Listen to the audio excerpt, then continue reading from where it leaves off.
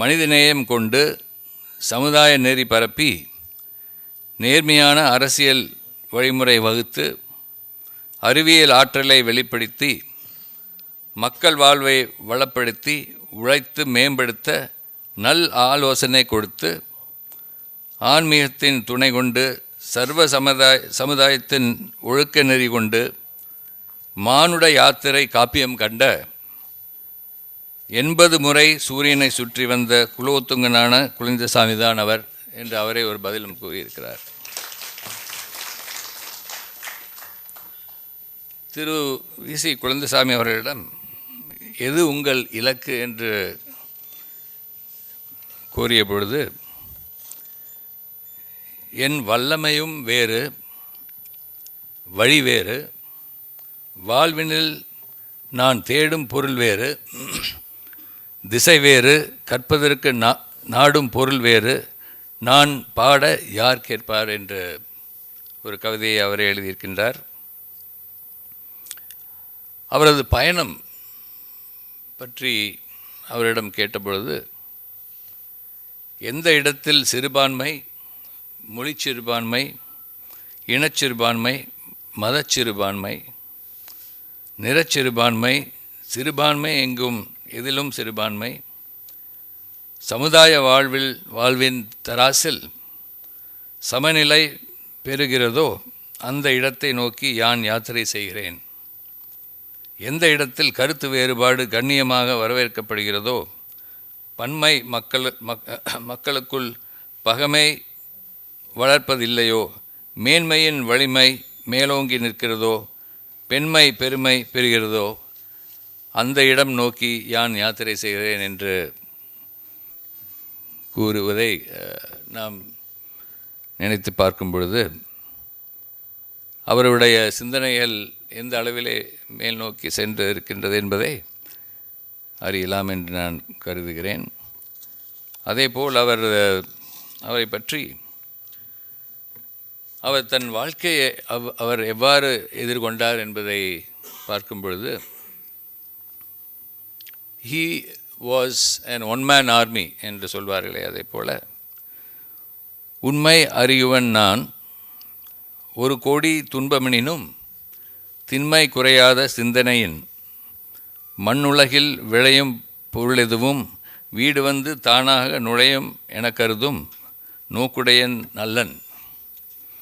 என் பயணம் பெரிது, செல்லும் பாதை நெடிது, வழித்துயரம் தவிர்க்க துணை தேடேன் என் படைக்கு. ஒரு சிலரும் போதும், நான் ஒருவனே போதும், மெய்ப்பொருள் என்று தேடும் புனித பணி இதற்கு, கூட்டம் எதற்கு என்று அவர் கூறியது அவருடைய தன்னம்பிக்கை பற்றி சொல்வதாக ஒரு விளக்கம் தந்திருக்கின்றார். மின்னலும் இடியுமின்றி மேகங்கள் பொழிவதில்லை, saying that life is no bed of roses. They say if you have the bed, you have no roses, that is the bouquets. If you have the bouquets, you have no rest, or no bed. இந்த பொருள் அடங்கிய ஒரு கவிதையை அவர் கூறியிருக்கின்றார். மின்னலும் இடியுமின்றி மேகங்கள் பொழிவதில்லை, இன்னலும் இழப்புமின்றி என்றுமே புரட்சி இல்லை, அமைதியின் மடியில் என்றும் அற்புதம் நிகழ்வதில்லை என்று கூறியுள்ளார்கள். செய்யும் தொழிலோடு சேர்ந்துவிட்ட நெஞ்சினுக்கு ஐயம் தரும் இன்பம் வானம் தருவதில்லை என்று மற்றொரு குரலிலே அவர் தன்னுடைய மனதை பதித்திருக்கின்றார். இந்த கவிதைகளை படித்துவிட்டு நான் ஒரு சிறிய கவிதை எழுதினேன். அதிலே பிழை இருந்தால் மன்னிக்கவும். பழம்பெரும் ஊரென பெயர் பெற்ற கரூர் மாவட்டத்திலே வாங்கலாம்பாளையம் என்னும் சிற்றூரிலே தோன்றி வான் உயர தான் உயர்ந்து விருதுகளும் பல பெற்று போற்றும் படைப்புகள் பல படைத்து பல்கலைக்கும் கழகமாய் தான் அமர்ந்து போற்ற தகுந்த மேதையாய் பொறியியலில் புகழ் பெற்று தலை நிமிர்ந்து வளம் வந்த உலக நாயகன் நீர். அண்டை நாடுகளிலும் தன் பெயர் பதித்து இந்திய திருநாட்டிற்கு பெருமை சேர்த்து அனைவரும் வியக்கத்தக்க விஞ்ஞான விதிகள் பல படைத்து புகழாரம் பல சூடி வான வீதியிலே வலம் வந்த திருமகன் நீர். அறம், நெறி, பண்பு, பாசம் என்பன போன்ற நற்குணங்கள் அனைத்தும் தான் கொண்டு தனக்கென்று ஓர் தனி வழி அமைத்து தளராது அதில் நடந்து வெற்றியும் பெற்ற வீரனும் நீர். யாமறிந்த மொழிகளிலே தமிழ்மொழி போல் யாதும் இல்லை என கருதி அதில் அருமைமிகு படைப்புகள் பல படைத்து பன்முகத்திறன் கொண்ட பல்கலை வேந்தர் நீர். அறிவியல் தமிழை தன்வசம் அமைத்து அதன் அன்னை போல் அதனை தான் வளர்த்து அனைவரும் அதன் பயனை பெற தன் செய்கையால் வழிகாட்டியாய் தானிருந்து சாதனைகள் பல புரிந்து பல்லாயிரம் அறிஞர்கள் போற்ற ஓர் தலை சிறந்த அறிஞராய் திகழ்ந்தவர் நீர். தனக்கென்று ஒன்றும் நாடாமல் இந்நாடும் நலம் பெற வேண்டும் என தன் வாழ்க்கை முழுதும் நற்றமிழுக்கு நன்மை தரும் அறிவியலுக்கும் அர்ப்பணித்த பெருமை மிகு அறிஞர் நீர்.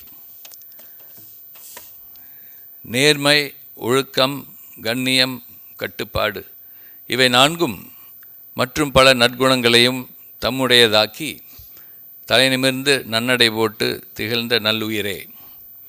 காலன் உடலை கூட்டிச் சென்று விட்டாலும் காலத்தை கடந்து நிலைத்து நிற்கும் அழியா புகழ். நீரின்றி அமையாது உலகு, நீர் இன்றி அழியாது புகழ் என்று நான் எழுதியதை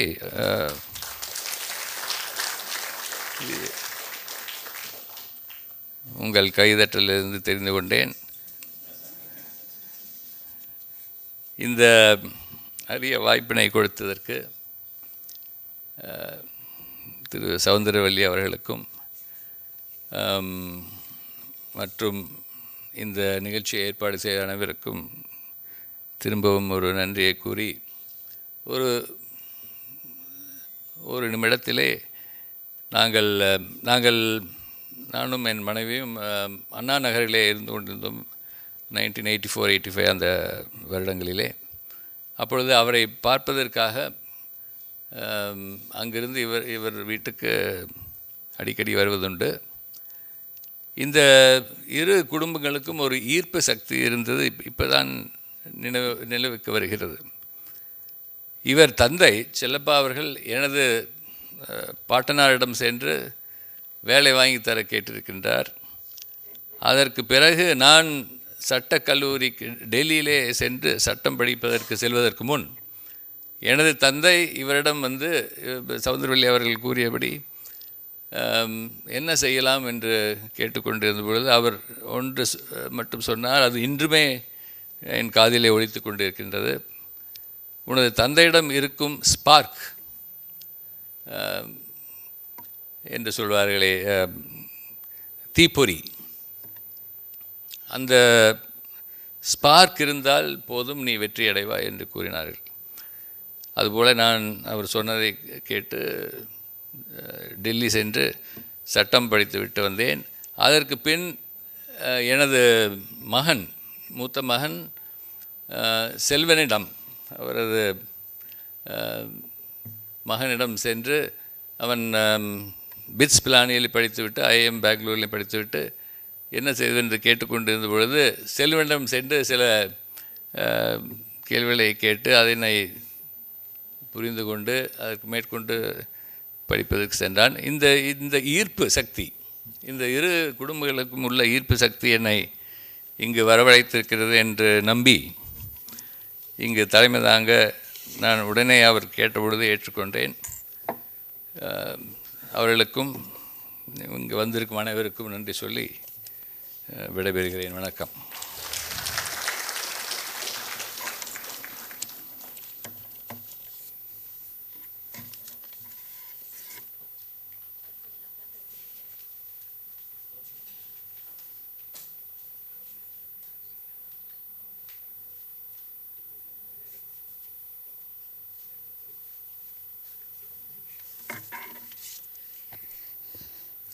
நீதியரசர்களெல்லாம் இப்படி கவிதை எழுத ஆரம்பித்து விட்டால் தமிழ் பேராசிரியர்கள் என்ன செய்வது இல்லையா? மிக அழகானதொரு அன்பானதொரு ஆழமிக்க உறவின் வலிமையோடு நீதியரசர் அவர்கள் கவிதை படைத்தது நம் நெஞ்சமெல்லாம் மகிழ்கிற ஒரு வண்ணமாக இருக்கிறது. 5000க்கும் மேற்பட்ட நற்றமிழ் கவிதைகளை வீசிக்க படைத்திருந்தாலும் அவருக்கே பிடித்த கவிதை விரும்பும் பொருளெதுவும் வீடு வந்து தானாக நுழையும் கருத்துடைய நல்லேன் நான், என் பயணம் பெரிது என் பயணம் நெடிது என்று எழுதினார். இந்த கவிதையை அவர் மேற்கோளாக காட்டாமல் எந்த மேடையிலும் வீசிக்க பேசியதே கிடையாது. என் பயணத்திற்கு நான் ஒருவனே போதும், யாரும் துணை தேடேன் என்று எழுதிய ஒரு மாபெரும் பெருந்தகை. மிக அருமையான முறையில் நீதியரசர் அவர்கள் தம்முடைய உரையை பதிவு செய்தார்கள். நான் அவருக்கு அறிவிப்பு கொடுத்தது போலவே மனிதநேய மாமணியாக திகழ்கிற நீதியரசர் என்று சொன்னேன். எவ்வளவு மென்மையாக வழக்காடு மன்றங்களில் அவருடைய நீதியின் குரல் ஒலித்திருக்கும் என்பதை நீங்கள் எண்ணி பார்க்கலாம். அவர்கள் வாழ்க்கை துணைவி இங்கே வந்திருக்கிறார்கள். வள்ளுவன் சொன்ன விருந்தோம்பலுக்கு உதாரணம் திருமதி ஜெயச்சந்திரன் என்று சொன்னால் அது மிகையாகாது. எவ்வளவு ஒரு அருமையான வரவேற்பு அவங்க இல்லத்திலே கொடுத்தார்கள். இன்றைக்கும் வள்ளுவன் சொன்ன வளத்தக்கால் வாழ்க்கை துணை என்று சொன்னாரே வள்ளுவர், இது போன்ற மனைவிகளெல்லாம் இருப்பதால் தான் திருக்குறள் இன்றைக்கும் பத்திரமாக இருக்கிறது என்று சொல்லலாம். நண்பர்களே, இப்போ நாம் அடுத்ததாக நம்முடைய அண்ணா பல்கலைக்கழக துணைவேந்தர் அவருடைய உரையை நாம் கேட்க இருக்கிறோம். அதற்கு முன் நம்முடைய விசிகே அவர்கள் வாழ்ந்த காலம் எண்ணி பார்க்க வேண்டிய காலம். நம்முடைய அண்ணா பல்கலைக்கழகத்தில் அவர்கள் 9 ஆண்டுகள் தொடர்ந்து வைஸ் சான்சலராக பணியாற்றினார்கள். 9 ஆண்டுகள். இந்த 9 ஆண்டுகள் அவர் தொடர்ந்து பணியாற்றிய காலம், ஒவ்வொரு கல்லும் ஒவ்வொரு செங்கலும் தெரியுமாம் விசிகேக்கு, இதை எங்கே எப்படி வைத்தோம் என்று. அப்படி இந்த இறைவனால் படைத்தளித்த இந்த நிலத்தை அவர் எண்ணி எண்ணி வடிவமைத்த ஒரு நிலையை நாம் பார்க்கலாம். இப்படி எண்ணி எண்ணி அவர் வடிவமைத்ததை விட பெரிய சிறப்பு எது என்று கேட்டால், அறிவியலையும் தமிழையும் தன் 2 கண்களாக பதித்து கொண்டு சமூக நல் உள்ளங்களை உருவாக்குவதையே தன் வாழ்க்கையாக கொண்டவர் வாசி குழந்தை சுவாமி என்று சொன்னால் அது மிகையாகாது. இப்படிப்பட்ட பெருமைமிகு பல்கலைக்கழகத்தில் தொடர்ந்து பாருங்கள், காலம் சென்ற ஒரு துணைவேந்தருக்கு நாம் ஒரு 2ஆம் நினைவேந்தலை செய்கிறோம். அவருக்கு பிறகு இந்த பல்கலைக்கழகத்தை செம்மைப்படுத்திய துணைவேந்தர் ஐயா திரு அனந்தகிருஷ்ணன் அவர்கள் இந்த அரங்கத்திலே உட்கார்ந்திருக்கிறார்கள். இன்றைக்கு துணைவேந்தராக இருக்கக்கூடிய ஐயா திரு சூரப்பா அவர்கள் இப்பொழுது வாழ்த்துரை சொல்ல இருக்கிறார்கள். இந்த 2 துணைவேந்தர்களுக்கும் இடைப்பட்ட காலத்தில் ஒரு துணைவேந்தர் இன்றும் நினைக்கப்படுகிறார் என்று சொன்னால் அவர் வாழ்க்கை எப்படி செம்மையான வாழ்க்கை என்பதை நாம் எண்ணி பார்த்து மகிழலாம். We are very proud and happy to invite Honorable Vice Chancellor felicitate to our ஐயா விசிகே. இப்பொழுது நம்முடைய சூரப்பா அவர்கள் நமக்கு வாழ்த்துரை வழங்க வருகிறார்கள். வெல்கம் டு அவர் VCK.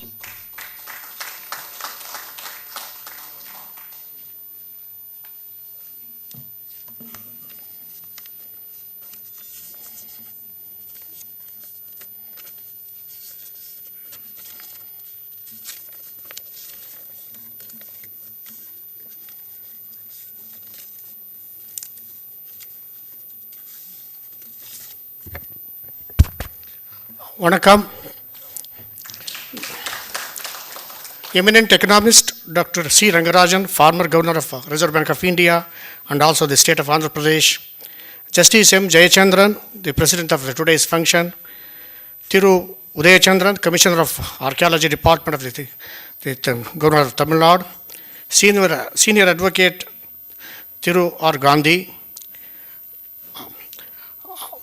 Thirumati Soundarvalli Kulanda Swami, the former regional director of the IGNO, Dr. Ananda Palaniswamy, Dr. Palani, and the today's awardees, Dr. Prema Nandakumar, Dr. N. Ganeshan, Professor A.K. Venkatachalapati, and the friends, admirers, and the former colleagues and the students of the Professor Kulanda Swami, invitees, and the ladies and gentlemen.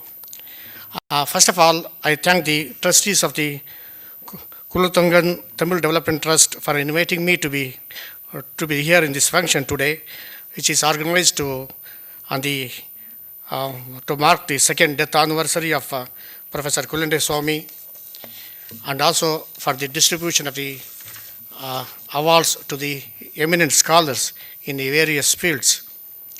Although I did not have a privilege to personally meet meet and talk to Professor Kulende Swami, but however, my interest in higher education and my continued association with the higher education for the last 50 years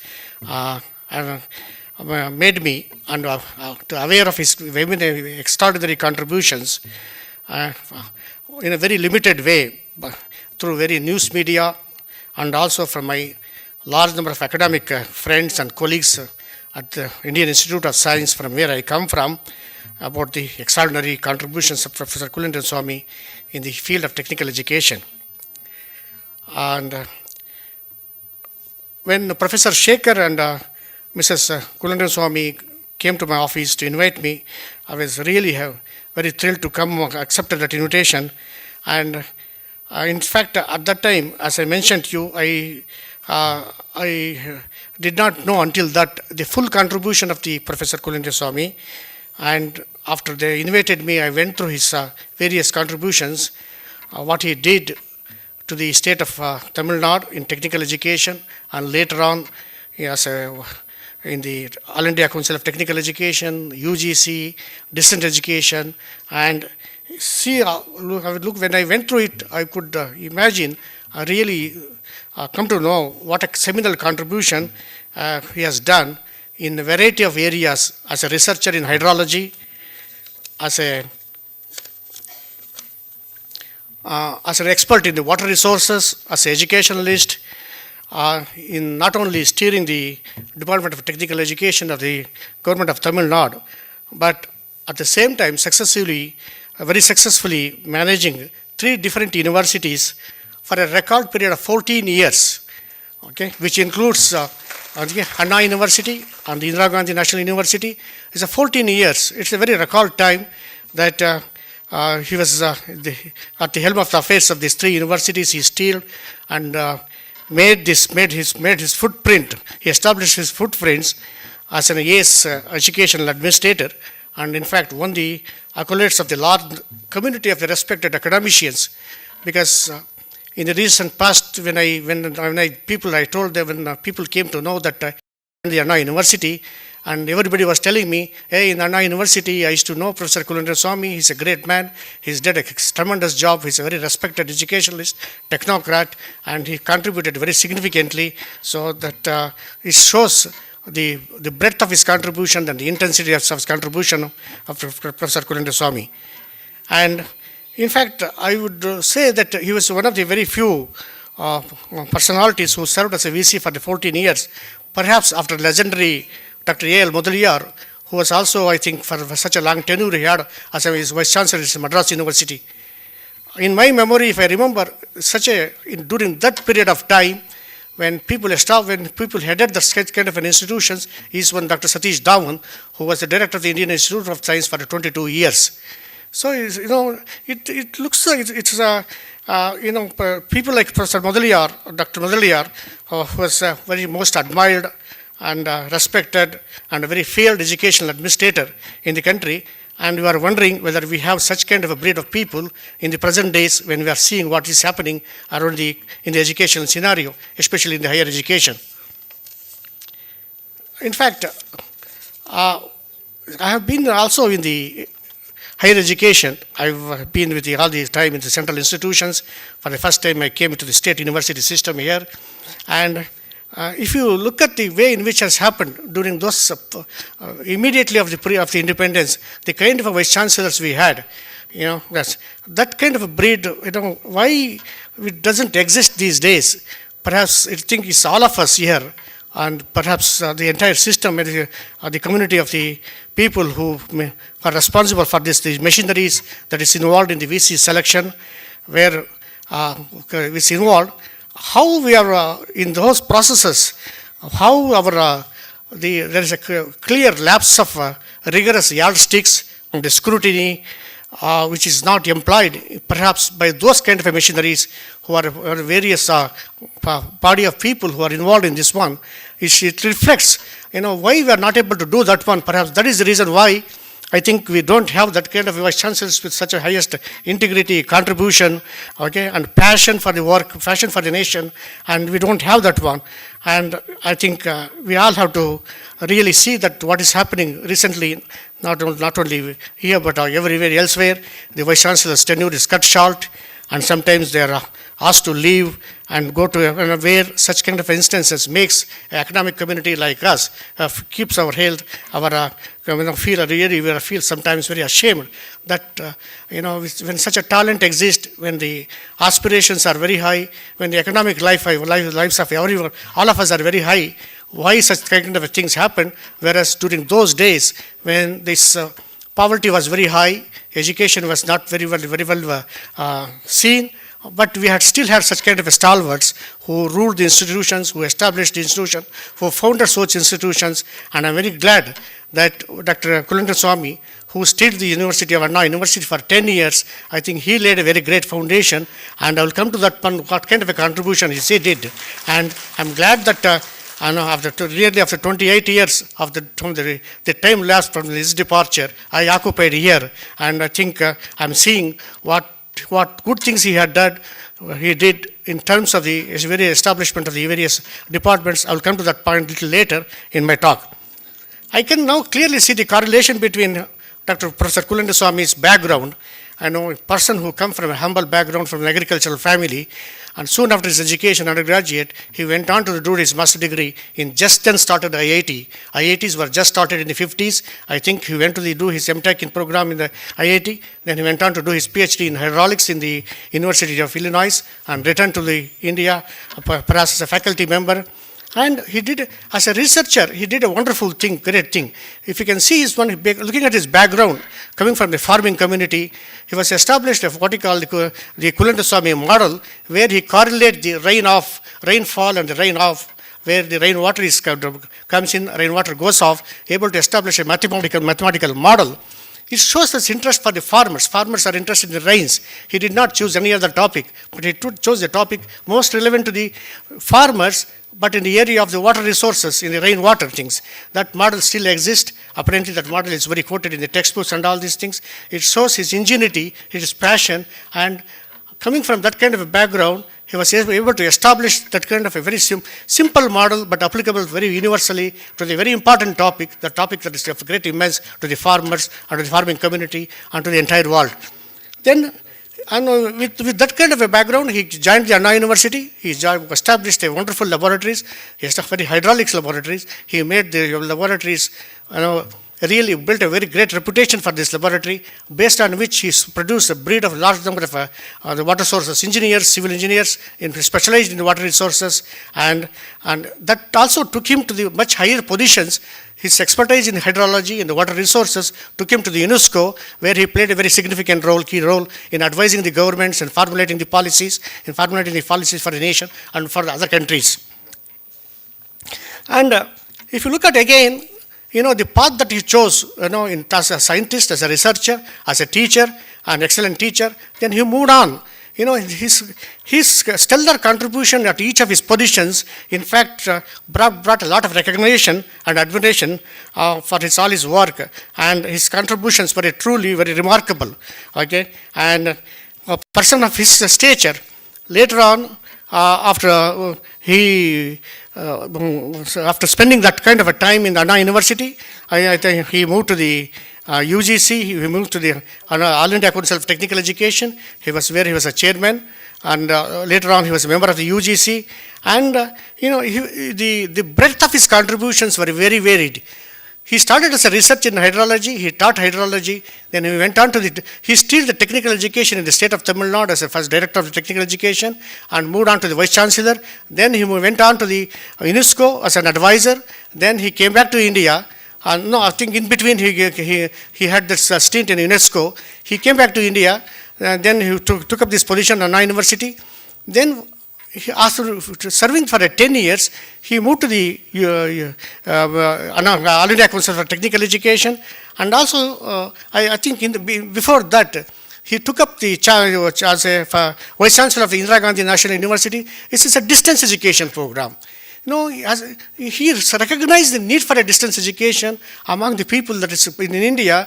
Large number of people were deprived of the formal education, so he saw a scope for the distance education in the country. So he made a footprint in establishing the Distance Education Council and the Indira Gandhi Open National Universities, who opened up many avenues for the students to access higher education through a distance mode. Again, this was his mind, his heart was felt for the people who are denied this higher formal education for various reasons. So he established that kind of a distance education council. Then he he served in the UGC as a member of the UGC council for 2 terms, and wrote a large number of books. So he published about 60 papers, and he did all that work. Then if you look at this other contribution